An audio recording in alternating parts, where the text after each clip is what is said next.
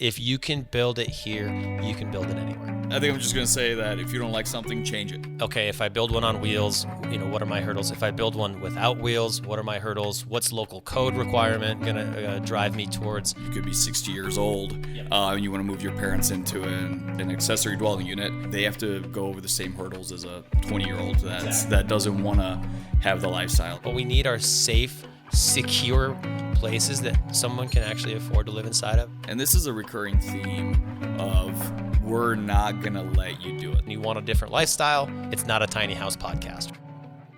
Boom, the water ripples. That's what it's like when you hire a professional who knows more than your city staff. That's what it's fucking like. It's like you hired T-Rex.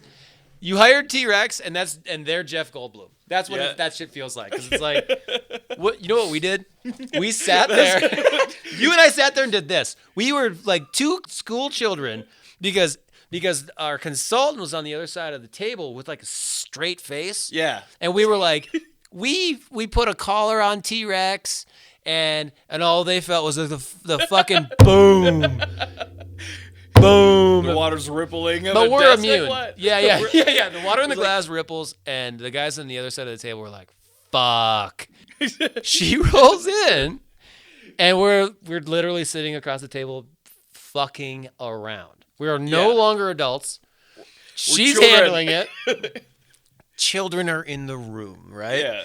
And she's like, what's the problem? Right? She rolls in, what's the problem?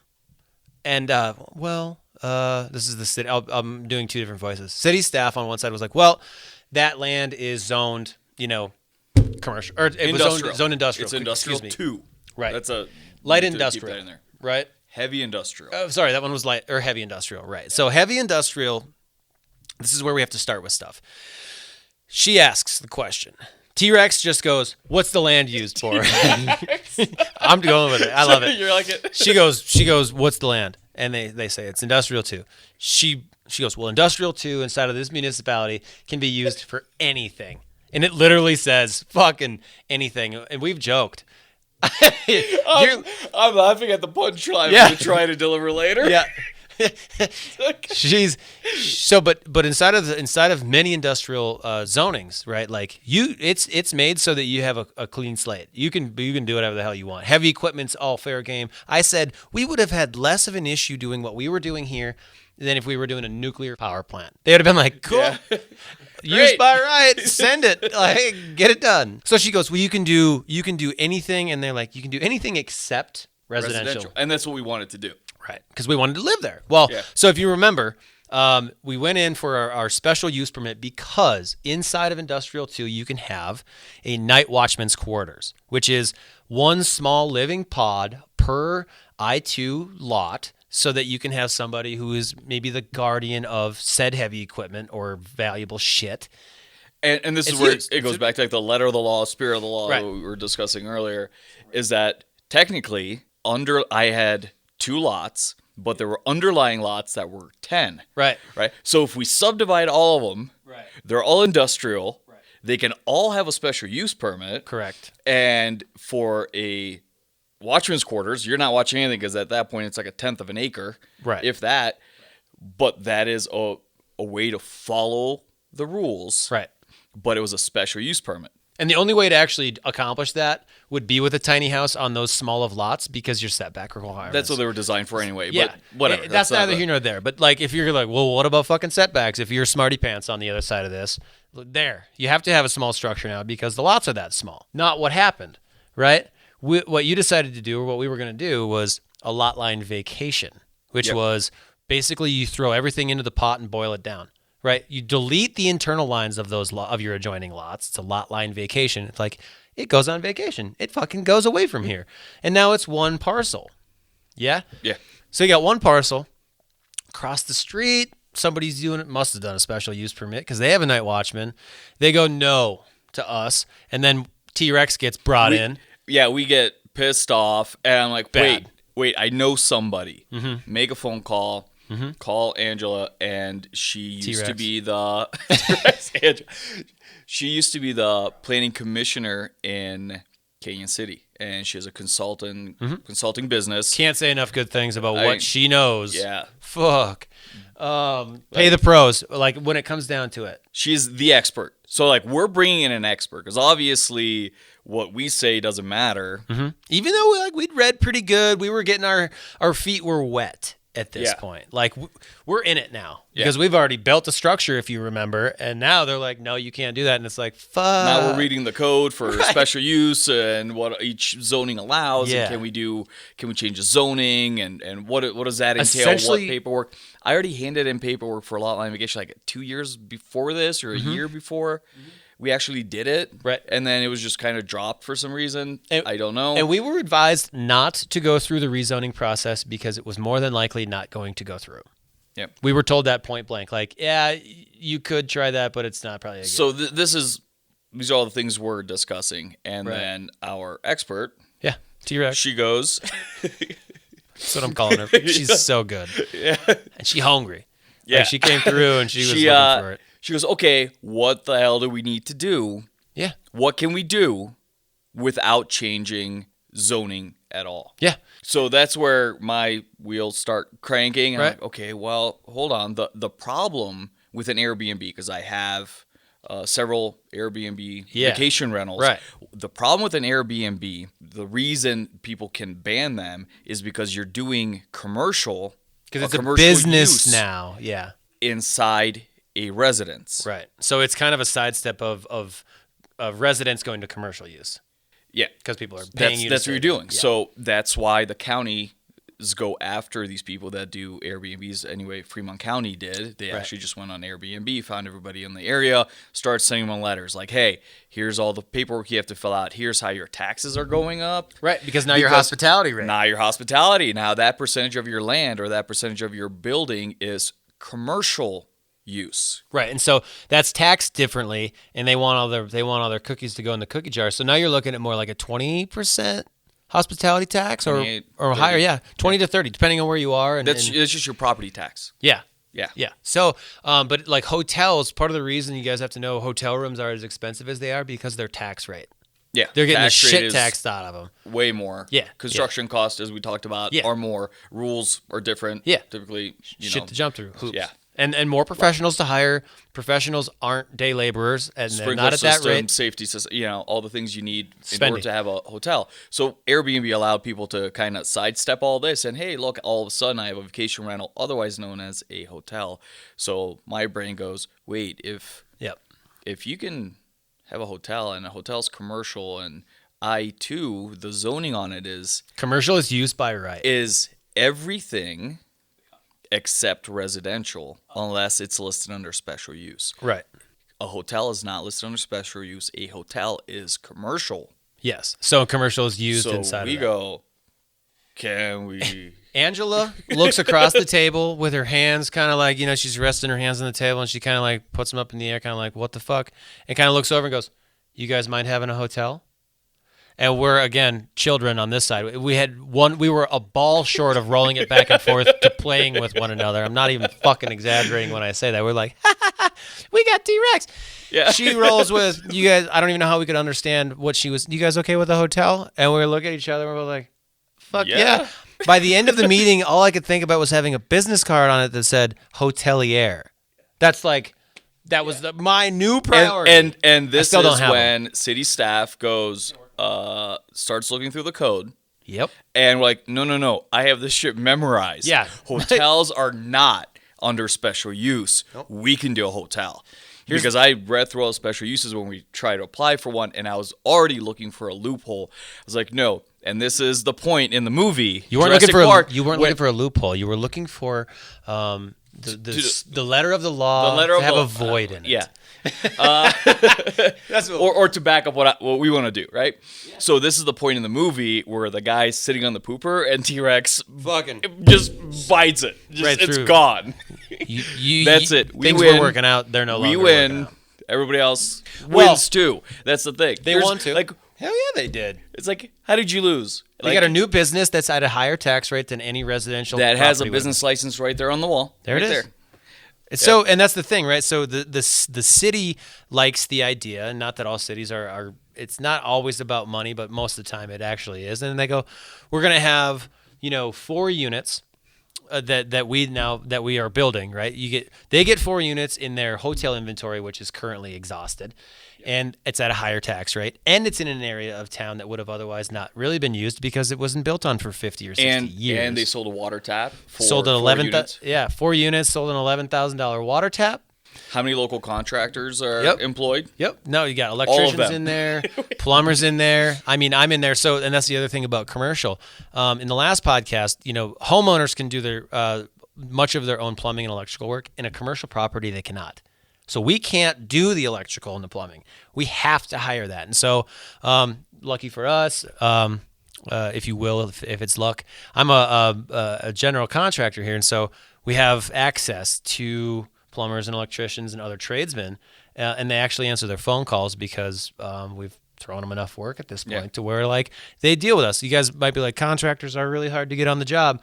They're really hard if you don't have somebody that knows how to fucking get a hold of them and help them with their work by lining them out and not making their life difficult. We just lined out our electrician in 30 minutes on 3 units, and he can just work and make his money.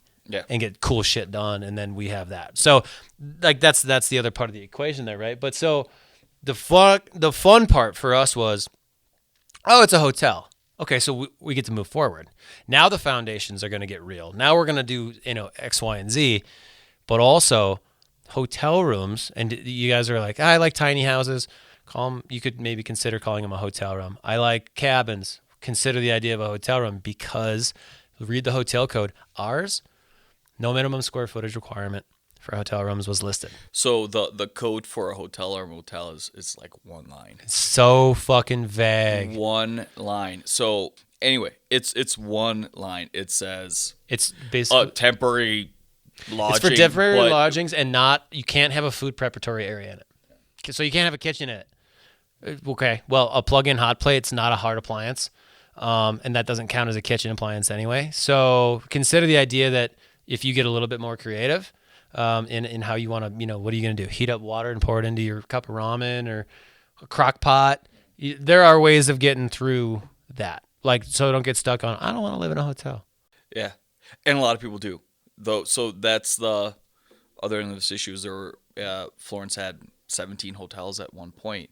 Now we have one next to a prison and one that just recently got turned into apartments and a antique store. Right. Okay. So we have one hotel. We have one hotel next to a prison. Right. It's newer. Yeah. Newish. It's like so big box there are hotel. old buildings that used to be hotels. Most of those are being remodeled and they're going to be apartments.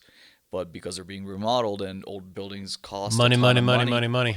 Yeah. It's just expensive to remodel those. So they're not going to be cheap. Right. So what we did was we have to build new. Yeah, we took our designs, concepts for shipping container homes, and what you've which heard we've had for years, right? Yeah. We've been sketching these out. Oh my fucking god!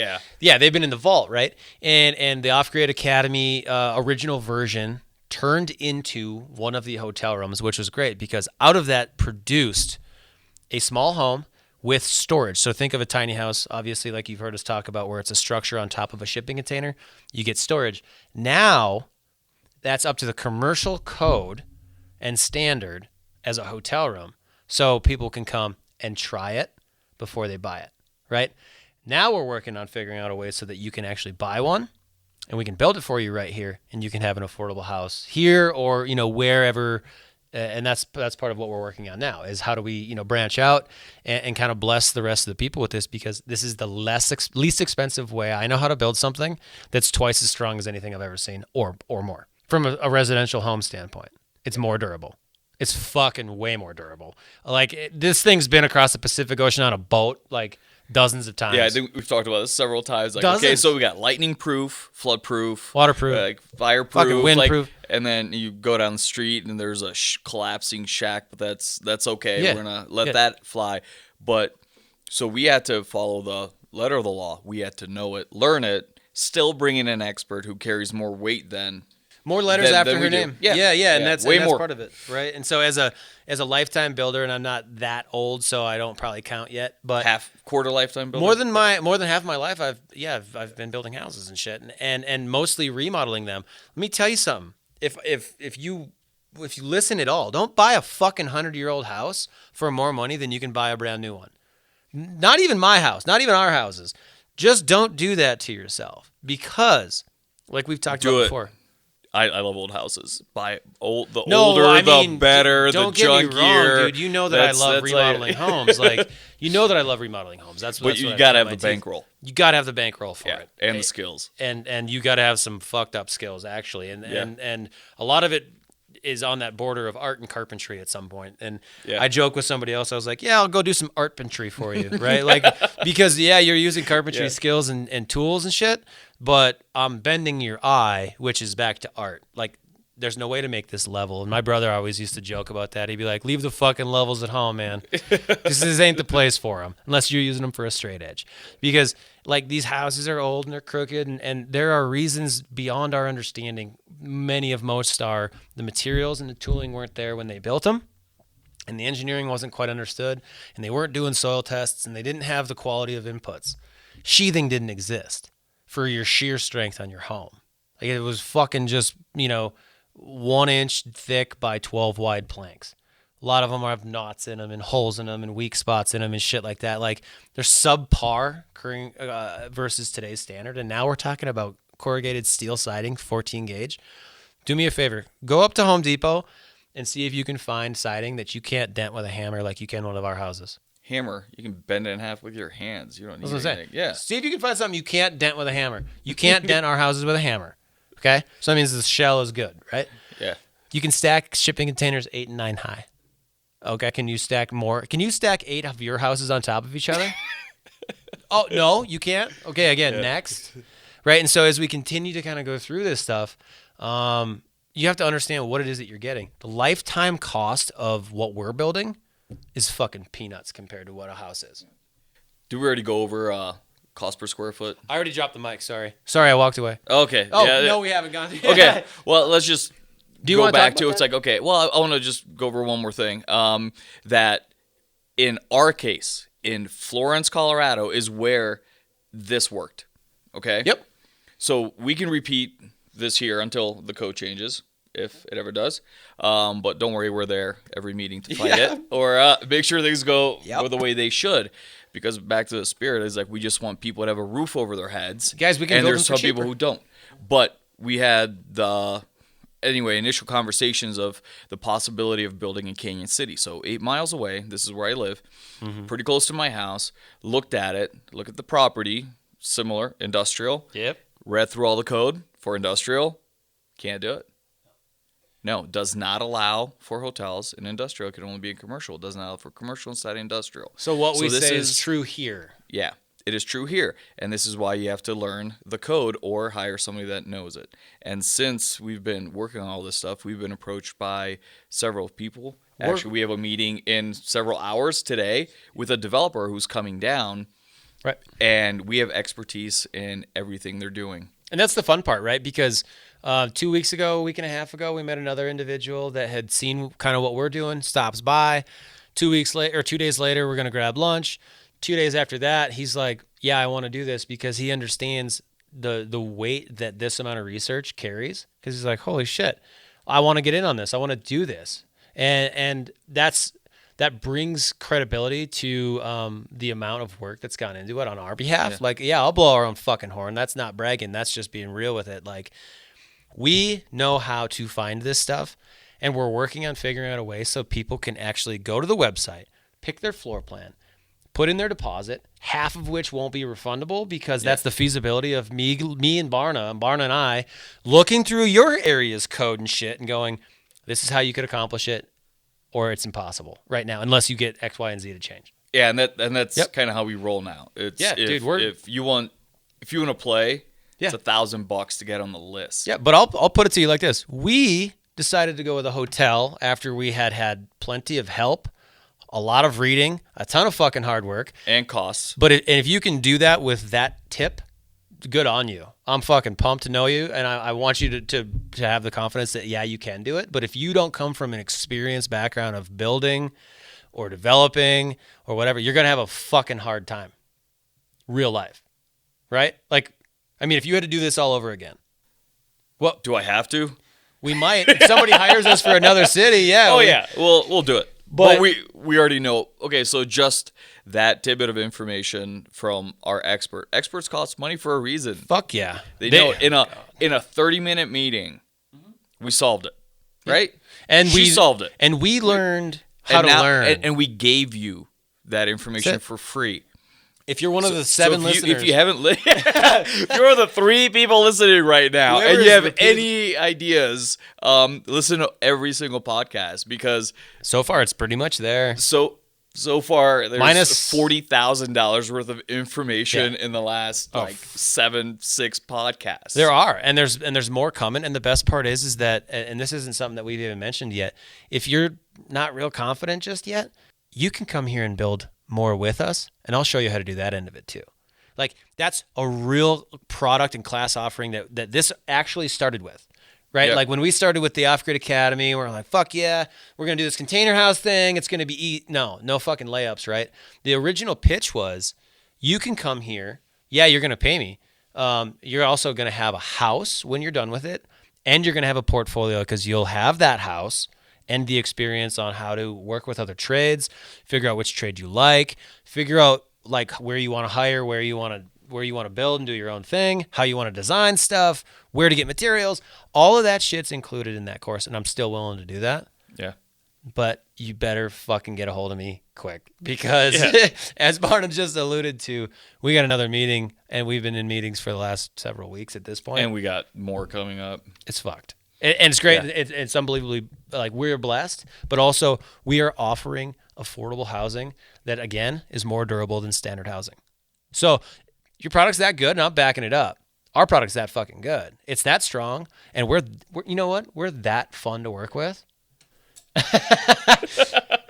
That's that for the first time maybe in my entire life. It's like, This is my life's work and my life's mission all getting poured onto the table. Like, I fucking love this. And if I get to break rules and build cool shit, not break rules, but weave follow in between them. No, we get to follow the rules and build cool shit. That's right. And that's the fun part. Like you get to look at you got to do it this way, and it's like, but I don't, because that's what you want. The letter of the law wants this, and this is what I did. Oh, so therefore, it passes. Thank you. Continue to move forward, right? And that's not being a deviant. That's actually knowing the law that fucking good and well, so that we know how to navigate it. So instead of loopholes and sidesteps and skirting and negative connotation, find me the other guy who knows it better. Yeah. Besides us. Yeah, I'm fucking bragging about it. And we know those guys too. Don't worry. Yeah. We know the 4 other people who know the code and the rules as well as us. And one of them yesterday, Justin just hands me the fucking plumbing book. Because we were asking questions now at this point where he's like 0 times asked this question or these questions. Look it up. He just hands the book over. Because now the master plumber doesn't know exactly verbatim what we're talking about. He knows like 80%, right? He knows all the basic stuff, whatever. What's a qualified wall coating inside of a shower? What do you mean? Nobody asks that question because they all come off the shelf. Buy it. Yeah, they just go to the store and buy it. We're going to the machine shop because we want fucking cooler shit. What boxes have to fit inside? Like I'm building my siding. Yeah. Like that's it. Or I'm building my floor. I'm creating all of it. We're making our own tile. And that's before we get into the recycled plastic that we're working on. Yeah. I did see somebody else today who's doing these really cool things with insulated, like cotton shredded T-shirts into bricks for insulation. Yeah. I'm like, that's really, really great. Unless you live in a place without IBC, which Custer County is right here, is our next door neighbor from a county. You can't use that material because it doesn't have the placarding on it. It says it's ASME, whatever the fuck certified. Yeah. Right? You can use that, like I said, if you're listening and you're in Custer County and you're like, but that's what I want to use, you can, because you only have to listen to the plumbing code and the electrical code there, and the mechanical, I should say. And that's going to be like HVAC, piping, and shit for natural gas or LP or whatever you got. But from a structural standpoint or an installation standpoint, you don't have to do shit. So have fun with that bit of information. I mean, if it were me, I'd be at Goodwill getting all the free cotton I could fucking get my hands on, glue it together, put it on the walls, and have a purely recycled home. So code says you can't do that, even though Planet says we need to. And we will get there. And like I said earlier, and this is where go back to code needs to change, and it's not going to change till you show up and start making that change. And I like I said to Brianna, I will spend the better part of the rest of my life undoing what other people have done. And that is why, because this is right. And we're doing plastic and all this other shit that we are putting into a landfill and torching the planet with. Fuck that. Put it back into your house and put it to good use. That's what you know what? And I'm going to go back with my original sign off. I said what I said. And I'm going to drop. I'm going to set the mic down nicely. I'm not going to drop it because it's not mine. Yeah. It's expensive. We can't afford this. I'll do it. Pay for this thing. Set it down nicely. We'll see you on the next one. Follow us, like us, share, subscribe. Follow us on YouTube, Instagram, Facebook, or wherever you consume your podcast.